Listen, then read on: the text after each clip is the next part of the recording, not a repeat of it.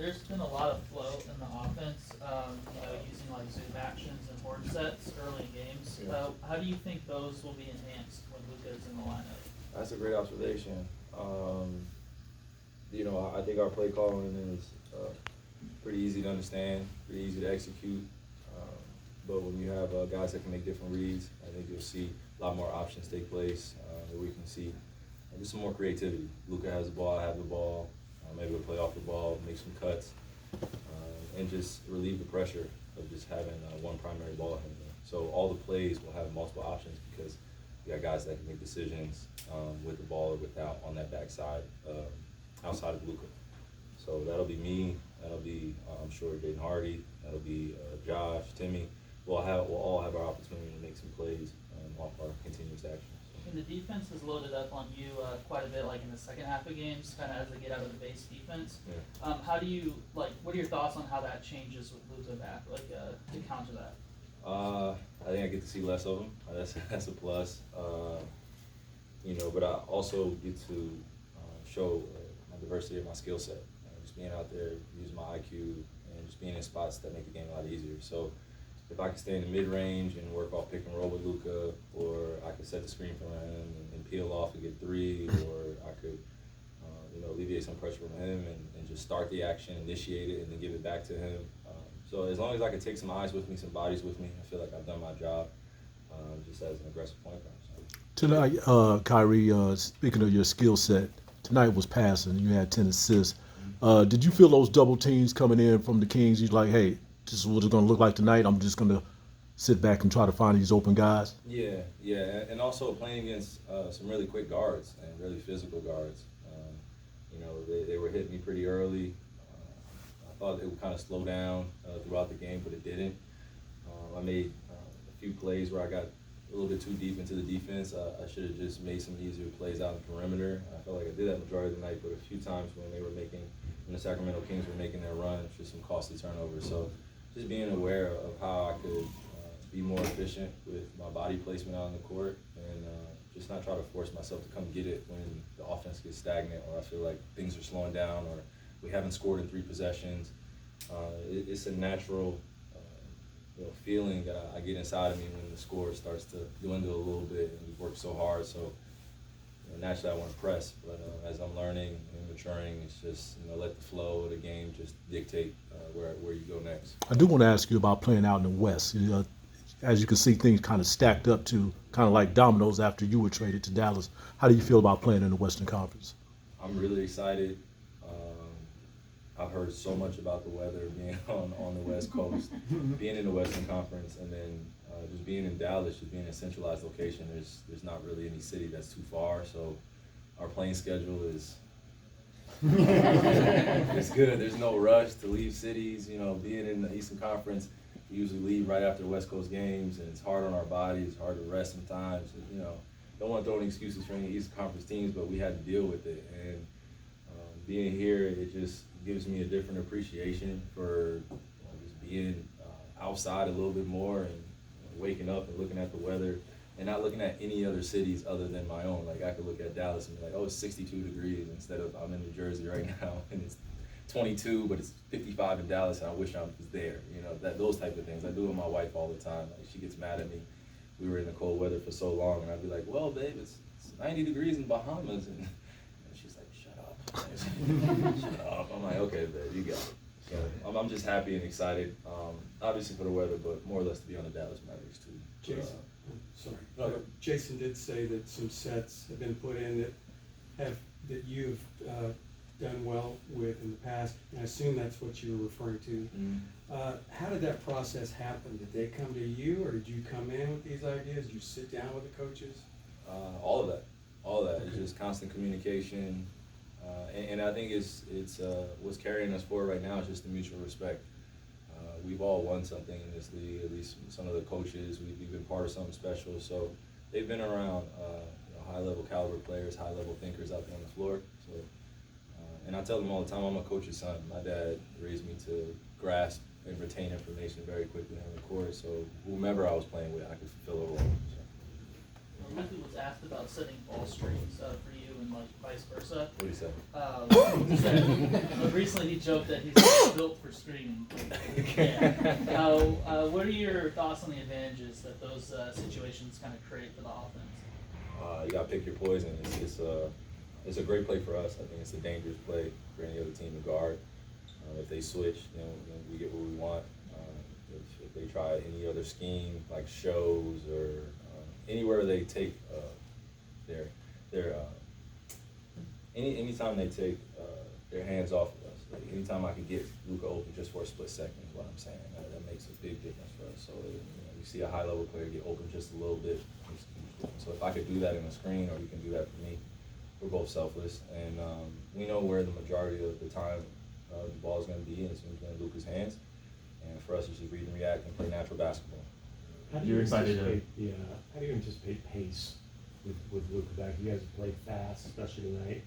How do you anticipate that working with Luka? Yeah, I'm excited to see what that looks like with Luka out there. I'm constantly out, on those breaks. So as much as we can make the game easy for each other and keep the pace going, that'd be a benefit for us. But I'm looking forward to seeing what that looks like with Luka out there and me running the wing and just shooters getting to their spots, and then if we don't have anything, just settling in the half court, and got some great options out there. Do you think there's any advantage, or what has it been like to adjust to a couple games without Luka and probably get it started tomorrow? I mean, everything's still new. I'm just taking it one game at a time, 1 minute at a time. What I'll tell you, what I'm most excited about is just continuing our preparation for game to game, and tomorrow is a big challenge for us to come back in the same building and perform well. Knowing that they're going to make adjustments. Luka's coming back, and now they get a different look. So anything could happen tomorrow, and we just want to control what we can control. Kyrie, you mentioned, like, when we first talked to you, how you're an eye contact guy. You like to get to know people face to face and being in person. How have you gone about that these first couple of days? Like, how do you get dropped into a new team, new place, new cities, and start to form connections on the fly? Well, first things first, I just established myself as a hooper. Most important, just knowing that I have to still earn my respect, and that's just me. That's not what I've accomplished or anything. That's just my personality. I just want to earn my respect. Make sure those guys know that they can always depend on me out here. And then off the floor, I haven't really gotten a chance to see everybody because we're on the road and everybody does their own thing. But I'm looking forward to going back home to Dallas and all our families meeting, breaking some bread, and just building some camaraderie that way. On the road, it's a little difficult. I have my own routine. I'm just getting back into the swing of things, so I'm kind of on my own when I'm lifting at night or waking up early in the morning and just seeing the guys. But when we go back home, it'll be more than enough time to connect after practice and hang at each other's houses and do little things that we need as a team. How would you evaluate Luka's cheerleading skills? A1, A plus. Hey Kyrie, obviously you have that connection with Mike Brown from Cleveland. Yeah. He comes here to this organization that hasn't. What did he say before the game about our first year? I don't know. Does anybody know? He said pound for pound, you have an argument for best Yeah, player. Used the analogy of a boxing match or something like that. He said you were one of the best. He said that? Okay. Yes, he did. Other than basketball, one of my favorite sports is boxing. And the footwork that I try to work on throughout the summer comes from watching Floyd Mayweather, Sugar Ray. It's a combat sport out there, so anytime you can have an angle or, make your defender or your opponent do something they don't want to do, and it's a long game, it's 48 minutes, and you're pacing yourself, and you're jabbing them, you're hitting them. I just see so many connections to it, and I'm glad that he brought that up, because at the time when Mike was trying to teach me some of those things, I was not a great listener, and I'm just glad he had some good things to say, because our first year, I learned a lot, and it carried me forward to where I am today and who I am today, so I appreciate it. You had a brief moment with him too on the sideline. I had it there before he coached. Yeah, you had a brief moment with Mike on the sideline when you were taking the ball out by the Kings bench. Did he say something to you? Yeah, he just told me he was really happy for me. He was really happy for me. Again, this business that we're in is very cyclical relationship-wise. We see each other often. So as much as we can make an impact on each other on and off the floor, I'm all for it. I want to see everybody win here. What do you make of the impact that it's had on Kings organization for a team that hasn't made the playoffs in the 16th season and now they're third in the West? It shows you a team that's really bought into their leadership, and you know Mike has seen championship caliber teams, been on championship teams, so he's coached great players. He's been around great players. I would want to be around somebody like that too as a coach that can echo some of the things that I need to hear as a player and hold me accountable. And I know Mike does a great job of doing that. You see De'Aaron Fox getting incredibly better and just plays with a poise and a pace that I think we haven't seen from him in the last few years. And I think that has a lot to do with Mike, but also De'Aaron's hard work and the rest of the guys around him, their hard work and their selflessness.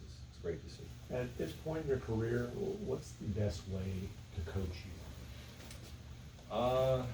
Just be transparent and honest, and you know, it's really simple for me. I just want my work to speak for itself, and being coached, in my opinion, I mean, I think it's a little overrated because it's just like I can say the right things, but it doesn't really feel how it feels out there. You know, so sometimes I don't really know what to say or how I would like to be coached. It's just more of a feel. You know, I'm looking at J Kidd just taking in some of his adjustments.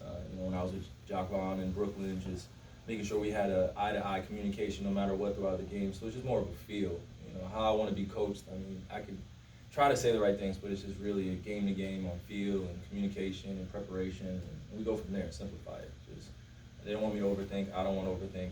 We just want to play, hoop, and be the best strategist out there and execute the best too. That's all this game is about. It's execution. You spoke a little bit about De'Aaron Fox. He's an all-star for the first time in his career. What have you kind of seen from him in his evolution? I mean, I think his work is carrying him forward now.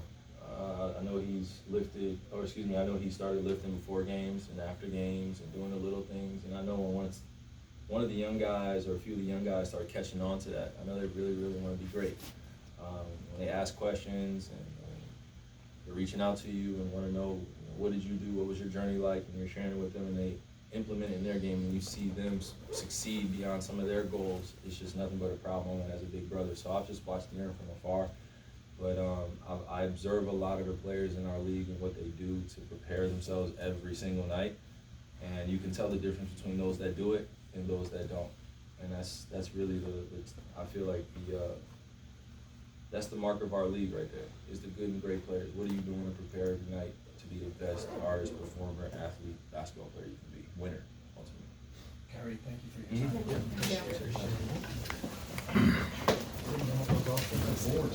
Yeah. Thanks, man. It's football. Am I going to say or is it? Oh, yeah, that way. Yeah.